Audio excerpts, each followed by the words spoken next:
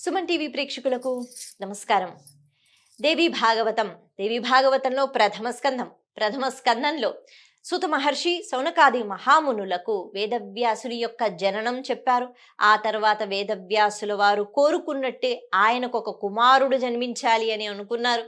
మరి అలా సంసార సాగరంలో పడకుండా ఆయనకి కూడా ఒక కుమారుడు అన్నవాడు జన్మించాడు. ఆయన బ్రహ్మజ్ఞాని, విపరీతమైన వైరాగ్య భావనతో.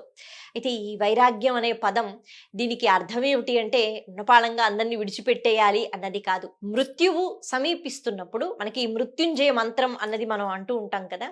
అంటే మృత్యువు లేకుండా ఉండాలి అంటే ఇది ఎక్కడా ఉండదు. ప్రతి జీవికి మృత్యు అన్నది వస్తుంది. కానీ ఏ రకంగా అయితే దోసపండు ముచిక నుంచి చాలా తేలిగ్గా విడిపోతుందో, ఆ దోస అంటే పాదు ఉంటుంది, అది ఒక చెట్టులా ఉండదు. తీగలు లతలు అలాగ కింద పాకుతూ ఉంటాయి కదా, దోసపళ్ళు అలా వస్తాయి. బాగా పండిపోయిన తర్వాత ఆ దోసపండుని ఎవరు లాగకుండానే చాలా జాగ్రత్తగా దోసపండు తీగని విడిచిపెట్టి వచ్చేస్తుందట పక్కకి. అలా వచ్చిన తర్వాత పాలు కారడం కానీ ఏమీ ఉండదన్నమాట. అసలు ఈ దోసపండు అక్కడి నుంచే వచ్చిందా అని అనిపిస్తూ ఉంటుందట. అందుకే మృత్యుంజయ మంత్రంలో కూడా ఈ దోసపండు ఉదాహరణే చెప్తూ ఉంటారు. మనం అలా కోరుకోవాలట. మృత్యువు రాకుండా ఉంటుందా అంటే అది సాధ్యం కాదు. కానీ మృత్యు వచ్చినప్పుడు అలా చాలా తేలిగ్గా మనం ఆ మృత్యువు నుంచి అంటే ఆ మృత్యువుని స్వీకరించగలగాలి. ఈ జీవితాన్ని నుంచి మనం బయటికి వచ్చేయగలగాలి. జీవుడు అలా ప్రవర్తించగలగాలి. కానీ అలా ఉండదు కదా. మనం వెళ్ళిపోతున్నాము అన్నది మనకి తెలిస్తే ఒకటి ఆరోగ్యం బాగోదు, ఇంకొకటి విపరీతమైన మమకారం ఉంటుంది. నా పిల్లలు, నా వాళ్ళు, నా భర్త, నా భార్య, వాళ్ళు ఎలా ఉంటారు, లేకపోతే నా ఆస్తి, నా సంపద, నా వ్యాపారం ఇప్పుడెవరు చూసుకుంటారు, ఈ బెంగలతోనే మనిషి వెళ్ళిపోతూ ఉంటాడు. చాలా తేలిగ్గా బయటికి రావడం కష్టం.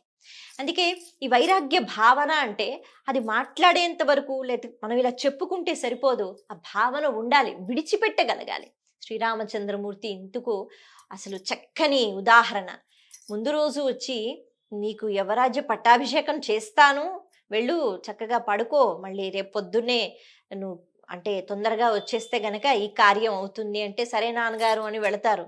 ఆ తర్వాత మళ్ళీ కబురు పెడతారు, లేదు లేదు పొద్దున్నే ఇక నువ్వు వనవాసానికి వెళ్ళిపోవాలి, కైక వరాలు కోరుతుంది కదా, సరే నాన్నగారు అంటారు. అంటే విపరీతమైన ఆనందానికి గురైపోయి, అదేంటది, నిన్న నేను రాజు అన్నారు కదా, యువరాజుని నేనే అన్నారు కదా, మరి ఇప్పుడు నేనెందుకు వనవాసానికి వెళ్ళాలి అనే ఒక భావనకి లోని ఆయన ప్రవర్తించలేదు. విడిచిపెట్టేయడం, అలా ఏది ఉంటే దాన్ని స్వీకరించటం, ఏది మన దాకా రాకపోతే ప్రస్తుతానికి దాన్ని విడిచిపెట్టేద్దాం అనే భావనతో ఉండటం చాలా కష్టం. ఆ శుకబ్రహ్మ ఉంటూ ఉండేవారు. కానీ ఈ భావన వేదవ్యాసుల వారికి కూడా కలిగింది. ఇలా కలిగేటట్టు అమ్మ చేసింది. కారణం ఏమిటి అంటే ఇది మన జీవితంలో మనం అనుభవిస్తూ ఉంటాం. మనం దేన్ని, ఒక పదార్థమైన ఒక మనిషి అయినా అంత తేలిగ్గా మనం దాన్ని విడిచిపెట్టాం. ఆ వ్యామోహం ఒక్కొక్కసారి ఎంత ఎక్కువ అయిపోతుందంటే, నాకు ఈ పదార్థం కావాలి, నాకు ఇది కావాలి అంటే నేను దాన్ని ఎలాగైనా తెచ్చుకుంటాను. సత్యాన్ని విడిచిపెట్టేస్తాను, ధర్మాన్ని విడిచిపెట్టేస్తాను, అవతల వాళ్ళది అయినా లాక్కొస్తాను, లేకపోతే సాధిస్తాను, వాళ్ళని హింసిస్తాను, బాధ పెడతాను, కానీ అది నాకు కావాలి. ఈ ధోరణితోనే కదా అందరూ ఉంటున్నారు కలియుగంలో. నేను హాయిగా ఉన్నానా చాలు, నాకేం కావాలో నేను అది చేసుకుంటున్నానా చాలు. మరి ఇలా చేసుకుంటున్నప్పుడు నేను ఎంతమందిని బాధ పెడుతున్నాననే ఆలోచన లేదు. ఇవన్నీ కూడా మనకి పురాణాల్లో కనిపిస్తూ ఉంటాయి. అందుకే వ్యామోహం అన్నది విడిచిపెట్టాలి. కానీ ఆ స్థాయిలో ఉన్న వేదవ్యాసుల వారికే వ్యామోహం కలిగింది, పుత్ర వ్యామోహం. తాను ఇప్పుడు అక్కడే ఉండాలి, వివాహం చేసుకోవాలి. ఇప్పుడు సుఖబ్రహ్మ అంటారు, లేదు, ఈ బాధ్యతలు ఏవైతే ఉంటాయో అంటే ఇది ఏదో కర్తవ్యం అనేటట్టుగా కాదు, వీటన్నిటి నుంచి దూరంగా కేవలం పరమాత్మలో ఐక్యమైపోయే ఆలోచన రావడం అన్నది నిజంగా చాలా కష్టం తండ్రి. ఆయన కూడా ఒప్పుకుంటున్నాడు, ఎందుకంటే ఆయన కూడా మనిషిలాగే వచ్చాడు కదా. అందుకే ఈయన చెప్తున్నారు, గృహస్థాశ్రమంలో కూడా తరించిపోవచ్చు. జనక మహారాజు తరించిపోయారు, వాళ్ళు తరించిపోయారు, వీళ్ళు తరించిపోయారు. నిజమే, మనము మన వాళ్ళని వదిలి ఎక్కడికో వెళ్ళి తపస్సు చేయవలసిన అవసరం లేదు. ఇక్కడ ఎంత అద్భుతంగా ఈ సంవాదం ఉంటుందంటే, ఇక్కడ వేదవ్యాసుల వారు ఏం చెప్తున్నారు, అలాగే శుకబ్రహ్మ ఏం చెప్తున్నారు, రెండు మనం అర్థం చేసుకోగలగాలి. ఇప్పుడు మనం సంసార సాగరంలో ఉన్నాం కాబట్టి. అందుకని వేదవ్యాసుల వారు కూడా ఇలా ఉంటూ గృహస్థాశ్రమంలో ఎన్నో చక్కని పనులు చేయొచ్చు. ఎన్నో పూజా కార్యక్రమాలు, వ్రతాలు, పెళ్ళైతేనే కదా కొన్ని వ్రతాలు అవి చేస్తూ ఉంటారు భార్యాభర్తలు కలిసి, అలాంటివి చెయ్యొచ్చు, దాన ధర్మాలు చెయ్యొచ్చు. ఇలా గృహస్థాశ్రమంలో తరించిపోవడానికి ఎన్నో మార్గాలు ఉన్నాయి. అందుకని వాటిని విడిచిపెట్టవలసిన అవసరం లేదని ఈయన చెప్తూ ఉంటారు. లేదు లేదు, అన్నీ విడిచిపెట్టి నేను కేవలం పరమాత్మ వైపే ధ్యానం పెట్టాలనుకుంటున్నానని ఆయన చెప్తూ ఉంటారు. అంటే మనం దేనిలోనైనా భక్తి శ్రద్ధలతో భగవంతుణ్ణి చేరుకోగలగాలి అని వీళ్ళిద్దరి సంవాదం అన్నది మనకి నేర్పిస్తూ ఉంటుందన్నమాట. తనకి మాట్లాడుకుంటారు, కానీ ఇక్కడ ఈ కొడుక్కి ఇష్టం లేదుగా, అందుకనే నువ్వు ఏ రకంగా అయితే వైరాగ్య భావనతో ఉన్నావో నీ కొడుకుని కాబట్టి నేను అలాగే ఉంటాను అని అన్నారు. సరే, ఇప్పుడు ఈ మాటలు మనం ఆపేద్దాం. మనం చక్కగా తరించిపోవడానికి మనం ఏం చెయ్యాలి అంటే, సరే ఇక ఈ వ్యామోహం నుంచి నేను బయటకు వస్తాను, కొడుకు ఎలాగో వింటం లేదు మాట, ఆయన వివాహం చేసుకోని అంటున్నాడు, గృహస్థాశ్రమం వద్దంటున్నాడు, కాబట్టి ఇప్పుడు తరించిపోదాం. ఆయన రచించిన దేవి భాగవతమే మళ్ళీ కొడుకుకి చెప్పడం జరుగుతుంది. అప్పుడు సూతుడు అంటారట, అలా శుకునికి దేవి భాగవతం చెప్తూ నేను కూడా అప్పుడున్నాను కాబట్టి నాకు దేవి భాగవతం, మా ఇద్దరికి కలిపి దేవి భాగవతాన్ని వ్యాసుల వారు చెప్పి తన మనసులో ఉన్న ఈ వ్యామోహం ఎందుకు వచ్చిందో దాని నుంచి దూరం వెళ్ళడానికి ఆయన ప్రయత్నం చేశారు.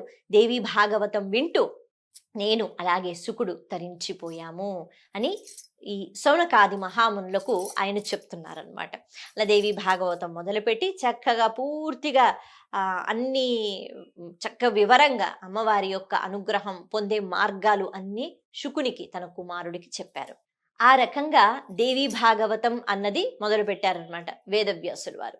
అయితే ముందుగా ఆయన చెప్తున్నారు, పరబ్రహ్మ స్వరూపిణి అయిన అమ్మ ఆవిడ శక్తి రూపం, ఆవిడ శక్తియే బ్రహ్మతో కలిసినప్పుడు సరస్వతిగా, ఆవిడ శక్తియే శ్రీ మహాలక్ష్మిగా విష్ణువుతో, అంటే ఆయనకు శక్తి స్వరూపిణిగా. అందుకే దేవతలకు సంబంధించి భార్యలు అని అంటూ ఉంటారు, కానీ భార్యలు అంటే ఇక్కడ ఈ ప్రపంచంలో లౌకికంగా భార్య అంటే ఏంటి అన్నది అక్కడ వర్తించదనమాట. ఎందుకు అంటే భార్య అంటే అక్కడ శక్తి, పక్కన ఉన్న శక్తి, అది పరబ్రహ్మ స్వరూపిణి యొక్క శక్తి. అలా మరి పార్వతీదేవిగా శివుని పక్కన ఉన్న శక్తి, ఎందుకంటే అమ్మవారు జీవ చైతన్యము, అంటే ప్రకృతి పురుషుడు అని అంటూ ఉంటారు కదా, ఆ పురుషుడికి ప్రకృతి స్వరూపిణి అమ్మవారు, రెండు కలిస్తేనే అక్కడ ఒక శక్తి, అద్భుతమైన శక్తి. అలా మూడు రూపాలలో కూడా అమ్మ ఉంటూ సృష్టి అన్నది అంటే పూర్తిగా ప్రళయం వచ్చినప్పుడు అని అక్కడి నుంచి మొదలుపెట్టి దేవి భాగవతం ఆయన చెప్తున్నారనమాట. అయితే అలా చెప్పినప్పుడు మొత్తం ప్రళయం వచ్చింది, ప్రళయం అనే మాట మనం వింటూ ఉంటాం కథల్లో.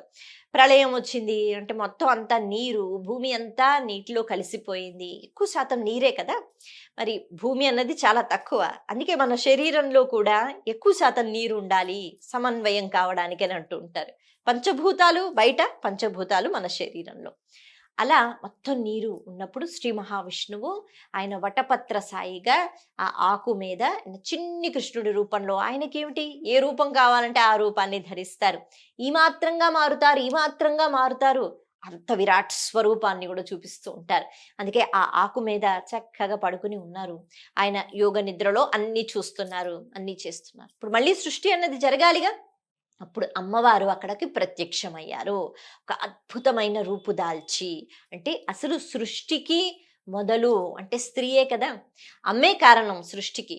అయితే దీనికి సంబంధించి ఒక పరబ్రహ్మ స్వరూపం పక్కన ఇంకొక శక్తిగా ఉండాలి. అందుకే ఎవరు ఎక్కువ ఎవరు తక్కువ అన్నది మన పురాణాలు కూడా ఎప్పుడు చెప్పవు. అర్ధనారీశ్వర తత్వం మనకి చెప్తోంది. అమ్మవారు ఉంటారు, అయ్యవారు ఉంటారు, ఇద్దరు కూడా ఆ రెండు శక్తులు కలిస్తేనే, ప్రకృతి పురుషుడు కలిస్తేనే ఈ పూర్తిగా ప్రపంచం అన్నది నడుస్తోంది అని. అప్పుడు అమ్మవారు అద్భుతమైన తేజోవంతమైన రూపంతో కనిపించారట శ్రీ మహావిష్ణువుకి. ఆయనకి కనిపించి అమ్మవారు అంటారు, ఇప్పుడు నువ్వు వటపత్ర సాయిగా ఉన్నావు కదా, ఈ రూపం నుంచి నువ్వు బయటకు వస్తావు వేరే రూపంలో. ఆ తర్వాత నీ నాభి నుంచి ఒక కమలము, ఆ కమలంలో బ్రహ్మ, అంటే ఎవరో ఒకరు ఉండాలిగా సృష్టికి. అంటే అప్పటి వరకు ఇంకా అంతా లయమైపోయి అంతా జలమయమైపోయి ఎవ్వరూ లేరు, కేవలం శ్రీ మహావిష్ణువు వటపత్ర సాయిగా ఉన్నారు. అటువంటి సమయంలో అమ్మవారు వచ్చి ఈ మాట చెప్తారు. అంటే ఇవన్నీ వేదవ్యాసుల వారు చెప్తున్నారనమాట శుక బ్రహ్మకు. అలా ఈ సృష్టి అన్నది ఎలా జరిగింది, ఇప్పుడు అమ్మ బ్రహ్మ అనే ఒక స్వరూపం బయటికి వస్తుంది నీ నాభి కమలం నుంచి అని అమ్మ చెప్తారు. అలా చెప్పిన తర్వాత శ్రీ మహావిష్ణువు యొక్క నాభి కమలం నుంచి ఉద్భవించారు బ్రహ్మ. ఆయన ఎందుకు అంటే ఆయన సృష్టి చేయటానికి. అలాగే తర్వాత వేద వాంగ్మయం ఏదైతే బ్రహ్మ అనేటప్పటికీ ఆయన దగ్గర వేదాలు ఉంటాయి అని అంటారు. ఈ వేదాలు కేవలం మనం ఏదో ఆ పుస్తకాల రూపంలో దొరుకుతాయి కదా కూర్చుని చదువుకుంటాం అన్నది కాదు. వేదాలు అంటే స్మృతి, శృతి, ఇది ఎలా పాటించాలి అన్నది తెలియటం. కాబట్టి బ్రహ్మగారు కూడా సృష్టి చెయ్యాలి అంటే ఏం చెయ్యాలి ఆయనకు కూడా తెలియదు. వేదాలు ఏం చెప్తున్నాయో ఆ రకంగా ఆయన సృష్టి చెయ్యాలి. ఒక్కొక్కరికి ఒక్కొక్క పాత్ర ఉంటుంది. అందుకే అంటారు ప్రతి ఒక్క పదార్థం ప్రకృతిలో భగవంతుణ్ణి విని అవి అలాగే ఉంటూ ఉంటాయి. ఒక పులి ప్రవర్తన ఎలా ఉంటుంది? పులిలాగే ఉంటుంది. ఒక ఆవు ఎలా ప్రవర్తిస్తూ ఉంటుంది? ఎప్పుడు ఆవులాగే ప్రవర్తిస్తూ ఉంటుంది. ఆవు ఎప్పుడైనా పులిలా ప్రవర్తిస్తుందా? ప్రవర్తించదు. కేవలం మనిషి మాత్రమే మనిషిలా ఉండడట. మనిషి మాత్రమే అసలు ఏ జీవి అయినా ప్రకృతిలో ఆ జీవిలాగే ఉంటుంది. ఆ జీవి లక్షణాలన్నీ ఆ జీవిలో ఉంటాయి. కానీ మనిషి ఎలా ఉండాలి అని మన వేదం చెప్తోంది. మనిషి ఎలా ఉంటే తరించిపోతాడు అని మన సనాతన ధర్మం చెప్తుంది. మనిషి మాత్రం మనిషిలా ఉండడు. మనిషి చాలా సందర్భాలలో పశువులా ఉంటుంటాడు. మనిషి చాలా సందర్భాలలో రాక్షసత్వంతో కూడుకుని రాక్షసుడైపోతూ ఉంటాడు. ఒక్కొక్కసారి మరీ మంచి పనులు చేసి నువ్వు దేవుళ్ళా ఉన్నావు కదా అని అంటూ ఉంటారు కదా, దేవుళ్ళ మారిపోతూ ఉంటాడు. అసలు దేవుళ్ళ మారలేకపోయినా మనిషి మనిషిగా ఉంటే చాలు. మరి ఇవన్నీ ఎవరు చెప్తారు అంటే మళ్ళీ ఆ వేదాలు. ఈ వేదాలు ఎక్కడి నుంచి వచ్చాయి? ప్రణవం నుంచి వచ్చాయి. అవి ఎక్కడి నుంచి వచ్చాయి అంటే మళ్ళీ పరబ్రహ్మ స్వరూపం యొక్క సృష్టి. అందుకే సృష్టిలో ఎవరు ఏది చెయ్యాలి ఆ స్థానాలను ఏర్పరిచి అమ్మ అన్ని ఏర్పాట్లు చేస్తోంది అంటే అప్పుడెప్పుడో చేసి వదిలేసింది కాదు. ఇప్పుడు ప్రకృతి ఉంది, ఇప్పుడు నీరు ఉంది, నిప్పు ఉంది, ఇప్పుడు కొండలున్నాయి, గాలి ఉంది, ఆకాశం ఉంది, భూమి ఉంది. ఇవన్నీ క్రమం తప్పకుండా వాటి పనులవి చేసుకుంటున్నాయంటే అమ్మ దయ కొనసాగుతోంది. కాబట్టి అమ్మ ఆగ్రహించిందా ఎక్కడో ఒకటి చిన్న మార్పు అన్నది వస్తూ ఉంటుంది. అంటే అమ్మ ఈ రకంగా సృష్టి అన్నది జరగడానికి ఆవిడ కారణము.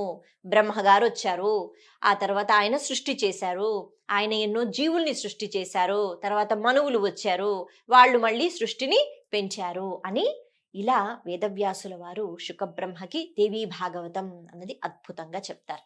ఇలా చెప్పి విడిచిపెట్టకుండా మిథిలా నగరం అంటే మనందరికీ బాగా పరిచయం. కారణం ఏమిటి అంటే సీతమ్మ వారి యొక్క పుట్టిల్లు. అయితే అక్కడ జనకుడు ఆయన కూడా మనకి బాగా పరిచయం. అంటే మనం ఈ యుగంలో ఉన్న మనకందరికీ తెలుసు జనక మహారాజు ఆయన సంసార సాగరంలో ఉంటూ ఆయన రాజుగా ఉంటూ ఎన్నో యుద్ధాలు చేస్తూ అయినా కూడా ఆయన జీవన్ముక్తుడయ్యాడు అని చెప్తారట వేదవ్యాసులు. జీవన్ముక్తుడు అంటే జీవిస్తూనే ముక్తిని మోక్షాన్ని పొందడం అనమాట. ఈ ముక్తి మోక్షం అనే పదాలు మళ్ళీ చాలా కష్టంగా ఉంటాయి. మళ్ళీ పుట్టకుండా ఉండే అవస్థలోకి వెళ్ళిపోవడం కదా చాలా కష్టం కదా అని మనం అనుకుంటాం. కానీ జనకుడు జీవన్ముక్తుడయ్యాడు అంటే ఆయన రాజ్యం పరిపాలిస్తున్నాడు, ఆయనకి భార్యలు ఉన్నారు, పిల్లలు ఉన్నారు, ఆయన కూడా సంసార సాగరంలో ఉన్నాడు, అయినా జీవన్ముక్తుడయ్యాడు. మరి ఒక్కసారి వెళ్ళి ఆయన్ని కలిసి ఆయన ఏ రకంగా ప్రవర్తిస్తున్నాడు, అలా ఉంటూ కూడా ఎలా జీవన్ముక్తుడయ్యాడు నేర్చుకో అని పంపించారట వేదవ్యాసుల వారు. సరే అని శుకబ్రహ్మ అటువంటి మహానుభావుణ్ణి చూడాలి, తెలుసుకుంటానని వెళ్ళారు. ఇది కదా మనం అర్థం చేసుకోవాలి. ఎంత తెలిసినా నాకు తెలుసు, నేనెవరి మాట వినను అని అప్పుడు అనేవారు కాదు. శుకబ్రహ్మకి తెలియని విషయం ఏమిటి, వేదవ్యాసుల వారు నేర్చుకోనిదేమిటి. కానీ వాళ్ళు కూడా ఎప్పుడు కింది స్థాయిలో ఉంటూ ఉండేవారు. ఎక్కడ నేనేం నేర్చుకోగలను అని అనుకుంటూ ఉండేవారు. లేకపోతే మిథిలా నగరంలో ఉన్న జనక మహారాజు అంటే ఒక మహారాజు, ఆయన్ని చూడు, ఆయన్ని చూసి నేర్చుకో, ఆయన విషయం తెలుసుకో, ఆయన జీవన్ముక్తుడు ఎలా అయ్యాడు అని వేదవ్యాసులు చెప్తే శుకబ్రహ్మ బయలుదేరారు ఆయన్ని కలవటానికి. మరి ఆ తర్వాత ఏం జరిగింది? జనక మహారాజు గారిని కలుసుకున్నారా? ఇంతకీ ఏం మాట్లాడుకున్నారు, ఏం తెలుసుకున్నారు శుకబ్రహ్మ? తర్వాత ఎపిసోడ్లో మనం మాట్లాడుకుందాం. నమస్తే.